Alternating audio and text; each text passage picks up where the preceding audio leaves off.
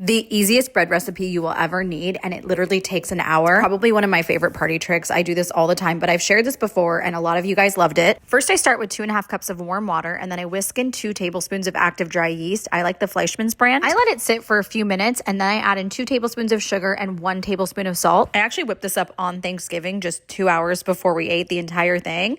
And then I added in 5.5 cups of flour. Depending on your climate, you might need less or more flour. So I recommend starting with 4 cups and then adding another cup from there, and then kind of seeing what you need. Then you want to put it in a warm, dry area and let it proof. If you have a proof setting on your oven, that works best, but I just put this one outside covered. You only need to let it proof for about 20 minutes or so, but the longer the better. So I actually let mine proof for about 45. And I like to cut my dough in half and shape it into 2 loaves. One loaf I did plain, the other loaf I decided to make a rosemary cheddar cheese loaf. I really just sprinkled in some rosemary, some cheddar cheese, rolled it up, kind of folded it up. Did that a few times. Honestly, I would probably add more next time, especially more cheese. Kind of takes a lot to really see it in the bread. So you want to reshape your loaves completely, put them on an ungreased baking sheet, and then cover and let them rise. You're going to want to let them rise for another 15 minutes or so. If you have the time for longer, this is what mine look like. And then I decided to cover them with an egg wash. There's my brother. I like the egg wash because I think it gives it like this nice kind of dark brown shiny crustiness to it, but like you can also totally omit this part. In hindsight, I probably should have put the toppings on top after the egg wash, but you know, bake at 450 degrees for about 15 to 20 minutes or until it's a nice golden crusty brown. You're not going to spend hours